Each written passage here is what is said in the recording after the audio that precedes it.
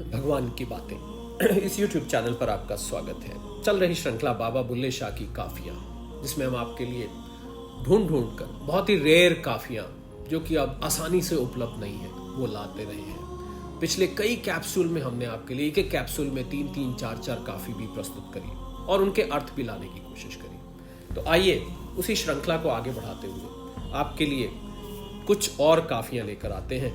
और आप सब जानते हैं इन काफियों का तथ्य क्या रहता है। इन काफियों में सारा का सारा जैसे शास्त्र भरा होता है, सारा का सारा अध्यात्म इन काफियों के अंदर भरा होता है। तो गुरु स्तुति से शुरू करते हुए इन काफियों में प्रवेश करते हैं। गुरुर ब्रह्मा गुरुर विष्णु गुरुर्देव महेश्वरा गुरुर साक्षात पर ब्रह्म तस्मै श्री गुरुवे नमः तस्मै श्री गुरुवे नमः। ध्यान मूलम गुरुर्मूर्ति पूजा मूलम गुरुर्पदम मंत्र मूलम गुरुर्वाक्यम मोक्ष मूलम गुरुर्कृपा। जी हाँ, इस कैप्सूल की पहली काफी। इल्मो बस करी, इल्मो बस करी ओ यार, इक्को अलफ तेरे दरकार। इल्मो बस करी ओ यार, इक्को अलफ तेरे दरकार। इल्म न आवे विच शुमार, जांदी उमर नहीं इतबार। इक्को अलफ तेरे दरकार, इल्मो सब करी ओ यार। पढ़ पढ़ लिख लिख लावे ढेर, ढेर किताबां चार चुफेर। गिरदे चानण विच हनेर, पुछो राते खबर न सार। इल्मो बस करियो यार, इक्को अलफ तेरे दरकार। पढ़ पढ़ निफल नमाज गुजारे, उचियां बांगा चांगा मारे। मिंबर ते चढ़ वांझ पुकारे, कीता तैनू इल्म खवार। इल्मो बस करियो यार, इक्को अलफ तेरे दरकार। इल्मो पेने कजिए होर, अखां वाले अन्ने को। फड़दे साध ते छड्डण चोर, दोई जहानी होण खवार। इल्मो बस करियो यार, इक्को अलफ तेरे दरकार। पढ़ पढ़ शेख मशेक कहावे, उल्टे मसले घरों बनावे। बे इल्मा नू लुट लुट खावे, सच्चे झूठे करे करार। इल्मो बस करियो यार, इक्को अलफ तेरे दरकार। पढ़ पढ़ मुल्ला होए काजी, अल्लाह इल्मो बांझो राजी।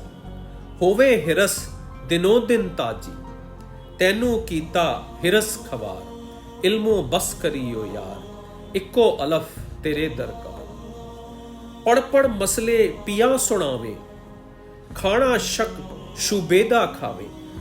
दसवें होर तो होर कमा, अंदर खोट बाहर सुचियार। इल्मो बस करियो यार, इक्को अलफ तेरे दरकार। जद मैं सबक इश्क दा पढ़िया, दरिया बेख बहदत दा वणिया। घुम्मण घेरा दे विच अड़िया, शाह इनायत लाया पार। इल्मो बस करियो यार, इक्को अलफ तेरे दरकार। जी हाँ, काफी थोड़ी लंबी है। आइए देखते हैं कि इसका अर्थ क्या है। और इस काफी में धर्म ग्रंथों के अनंत पठन पाठनों की निस्सारता बताते हुए, अंतर्मुखी प्रेम का प्रतिपादन करते हुए कहते हैं कि ये सारी पोथियां पढ़ना बंद करो मित्र। तुम्हें तो एक अलिफ अक्षर की ही जरूरत है, पुस्तकीय ज्ञान की तो कोई सीमा नहीं। और इसमें समझने वाली बात यह है कि एक दफे जिसको साक्षात्कार हो गया उसको फिर पुस्तक पढ़ने की जरूरत नहीं। ये इसका तथ्य है। ये साधक के लिए नहीं है कि वो पुस्तक पढ़ना, समझना, शास्त्रों को जानना बंद कर दे, क्योंकि बाबा बुल्ले शाह की अवस्था बहुत ऊंची है। बाबा बुल्ले शाह उस अवस्था के हैं जहां उनके अंदर सारे शास्त्र समा चुके हैं। तो इसी में वो कहते हैं पुस्तकीय ज्ञान की कोई सीमा नहीं। आयु प्रतिदिन बीत रही, कुछ भरोसा नहीं कब आयु समाप्त हो जाए। प्रभु को पाने हेतु तुम्हें तो सिर्फ एक अलिफ ही की जरूरत है। और अलिफ यहाँ पर आप ओम ले लीजिए, अलफ ले लीजिए, या वो एक शब्द जो भगवान तक पहुंचा देता है। अतः आप सारी पोथी साधना छोड़ दो। फिर कहते तुम ढेरों पढ़ लिख गए, तुम्हारे चारों ओर पुस्तकों का ढेर ही ढेर है। इसलिए इर्द गिर्द तो प्रकाश है, लेकिन भीतर अंधकार भरा पड़ा है। जो लोग खाली पुस्तकी ज्ञान पर रहते हैं, सच्ची राह पूछो तो उसका तुम्हें कुछ अता पता नहीं मिलता। पुस्तकीय ज्ञान से प्रभावित हुए तुम नफिल करते हो, नमाज भी अदा करते हो, ऊंची आवाज में बांगे भी देते हो, मिंबर पर चढ़कर वाज भी करते हो। मतलब है कि पुस्तकीय ज्ञान ने तुम्हें परेशान कर रखा है। और पुस्तकीय ज्ञान से और भी विवाद पैदा होता है। आंख वालों को कोर मकोर अंधा माना लिया जाता है, भले आदमी धर लिए जाते हैं, चोर छूट जाते हैं और लोक परलोक में लोग दुख पाते हैं। फिर कहते हैं सच है कि पढ़ पढ़ कर आप शेख कहलाने लगे हो, लेकिन अपनी ओर से प्रतिकूल समस्याएं पैदा करते हो। अपने ज्ञान के बल पर अनपढ़ लोगों को लूट लूट कर खाते हो, लोगों से झूठे सच्चे वादे करते रहते हो। पढ़ पढ़ कर लोग मुल्ला काजी बन जाते हैं, किंतु भगवान तो विद्याहीनों पर भी प्रसन्न हो जाता है। पढ़े लिखों की हवस प्रतिदिन बढ़ती जाती है। सच पूछो तो तुम्हें भी तुम्हारी हवस परेशान कर रही है। जो लोग बहुत पढ़कर अपने आप को कुछ समझने लगते हैं, उन लोगों की तरफ इशारा है। और कहते हैं पढ़ पढ़ कर तुम विवादपूर्ण बातें सुना रहे हो, तर्क वितर्क में पड़ जाते हैं। जो खाना तुम खा रहे हो वो संदेह और संशय का खाना है। तुम्हारी कथनी कुछ और है और करनी कुछ और है। सच में तो तुम्हारे अंदर खोट है, लेकिन बाहर से तुम स्वच्छ प्रतीत होते हो, क्योंकि बड़ी बड़ी बातें करते हो। और आगे वो बोलते हैं, जब मैंने इश्क के मार्ग को अपनाया तो अद्वैत की नदी नजर आई और उसी में छलांग लगा दी। मैं मूर्ख भीषण भंवर में फंस गया, किंतु मेरे मुर्शिद शाह इनायत ने मुझे पार लगा दिया। अपने गुरु का आभार व्यक्त करते हुए कहते हैं। आइए इस कैप्सूल की एक और काफी लेते हैं, और हमें लगता है कैप्सूल लंबा ना हो, एक ही काफी और ले पाएंगे। वहदत दा दरिया की करदा हुण की करदा, तुसी कहो खां दिलबर की करदा। की करदा हुण की करदा, तुसी कहो खां दिलबर की करदा। एक से घर विच वसदियां रसदियां, नहीं बनदा विच पर्दा। विच मसीत नमाज गुजारे, बुत खाने जा वड़दा। की करदा हुण की करदा, तुसी कहो खां दिलबर की करदा। आप इक्को कई लख घरांदे, मालक सब घर घर दा।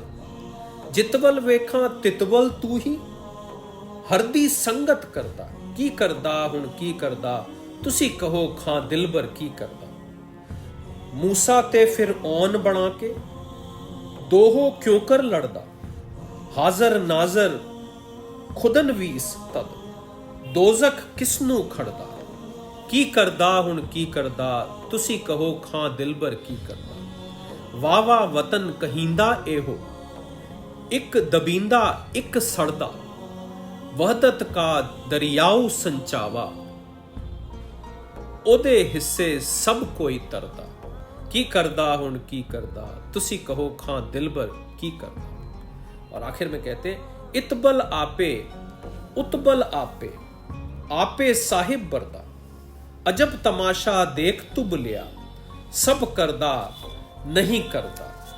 की करदा हुण की करदा, तुसी कहो खां दिलबर की करदा। बहुत ऊंची बात बाबा बुल्ले शाह इसमें कह रहे हैं, और अद्वैत का यहाँ पर जिक्र कर रहे हैं। और अद्वैत का जिक्र करते हुए कहते हैं कि प्रभु की लीलाएं विचित्र हैं। वो सब कुछ करता है और कुछ नहीं करता। इसलिए बाबा बुल्ले शाह पूछते हैं कि मेरा प्रिय क्या कर रहा है, अब वो क्या कर रहा है, देखकर तुम बताओ तो कि प्रिय आखिर कर क्या रहा है। हम दोनों एक ही घर में रहते हैं और यहाँ आत्मा और परमात्मा का जिक्र है, तो फिर बीच में यह पर्दा कैसा। कभी वो मस्जिद में नमाज अदा करता है और कभी मंदिर में भी चला जाता है। लाख घरों में रहने पर भी वो स्वयं एक ही है और हर घर का मालिक भी वही है। जिधर देखता हूं उधर तू ही नजर आता है। हर एक के साथ होकर तू सबसे छल कर रहा है। मूसा और फिरौन दोनों को ही उसने स्वयं बनाया है, और वही दो रूपों में होकर आपस में क्यों लड़ रहा है। और जिनको मूसा और फिरौन नहीं पता, उनकी हम जानकारी के लिए बता देते हैं कि इजरायली पैगंबर जिन्हें दिव्य प्रेरणा प्राप्त हुई थी उनको मूसा कहते हैं, और फिरौन एक इजिप्ट के बादशाह जिन्होंने इजराइल पर घोर अत्याचार किए थे, उनका यहाँ जिक्र हो रहा है। तो कहते हैं वो दो रूपों में होकर आपस में क्यों लड़ रहा है।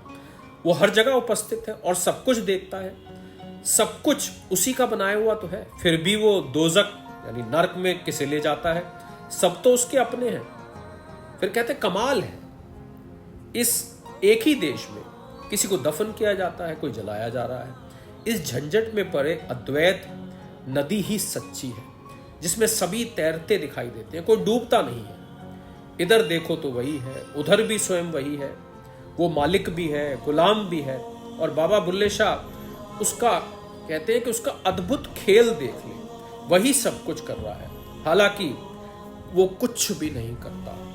हमें लगता है जो वेदांत के पढ़ने वाले हैं, जो वेदांत के उपासक हैं, जो वेदांत को समझते हैं, वो इसको समझ पा रहे होंगे कि पूरा का पूरा वेदांत, पूरा का पूरा अद्वैतवाद जैसे कि एक एक काफ़ी में बाबा बुल्ले शाह ने समा दिया है। और इसी के साथ गुरु स्तुति करते हुए इस कैप्सूल को यही विराम देते हैं। गुरुर् ब्रह्मा गुरुर्विष्णु गुरुर्देव महेश्वरा गुरुर साक्षात पर ब्रह्म तस्मै श्री गुरुवे नमः। तस्मै श्री गुरुवे नमः। ध्यान मूलम गुरुर्मूर्ति, पूजा मूलम गुरुर्पदम, मंत्र मूलम गुरुर्वाक्यम, मोक्ष मूलम गुरुर्कृपा। सादर प्रणाम।